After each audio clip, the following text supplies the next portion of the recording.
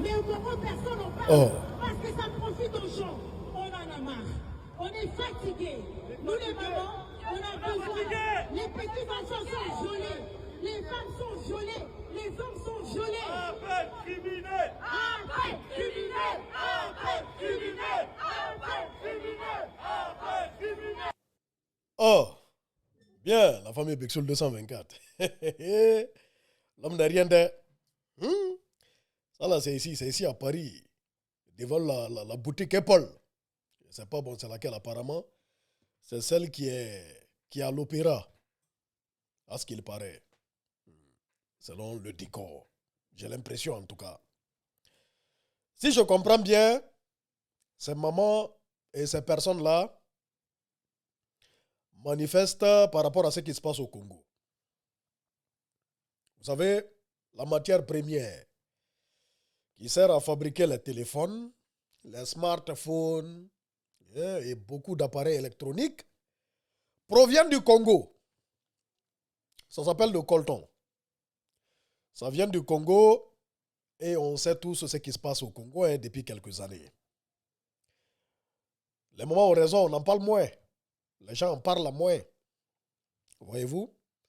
Mais ce coltan, il est extrait dans des conditions qui sont dramatiques.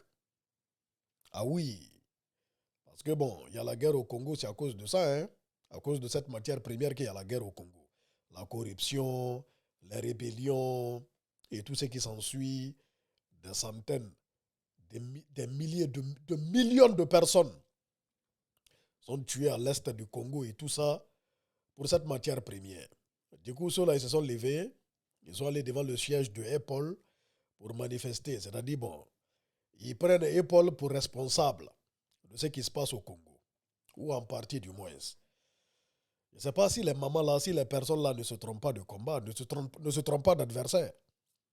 Je ne sais pas. Je ne sais vraiment pas. Hein? Je pense que le problème majeur, déjà, c'est nos dirigeants. Oui, le premier problème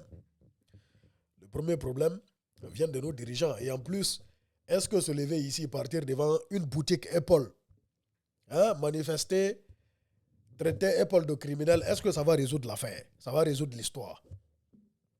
Je ne pense pas. Je ne pense pas. Vous essayez de faire passer un message. C'est compréhensible. Hein? On peut comprendre. Mais de cette manière, est-ce que la manière elle est bonne? Est-ce que la manière elle est vraiment bonne? C'est nos dirigeants qui doivent prendre conscience. Malheureusement, souvent, ils sont impuissants face à la situation. Hein? Parce que c'est profond. C'est profond, c'est très, très profond. Tout ça là, c'est la corruption. La corruption en Afrique et tout. Et la division surtout. Voyez-vous, chacun se bat pour son intérêt.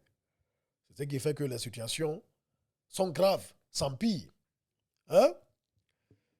Allez devant une boutique Apple, ils vont venir vous ramasser. Ah oui, ils vont venir vous ramasser là à Paris et ils vont aller vous enfermer. Vous allez avoir des problèmes. Et ça ne va rien résoudre, de mon point de vue. De mon point de vue. En tout cas, grosso modo, c'est dommage. C'est très, très dommage ce qui se passe au Congo. Hein? Pour cette matière première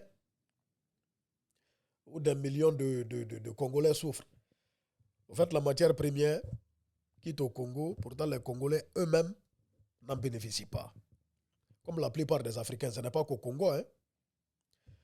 Dans beaucoup de pays en Afrique, voilà, il y a les ressources, les matières premières qui sont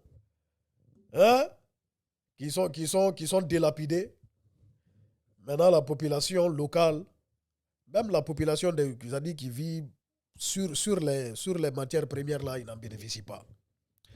C'est dommage. Là, c'est aux dirigeants africains de prendre conscience. Ah oui, changer de manière de faire.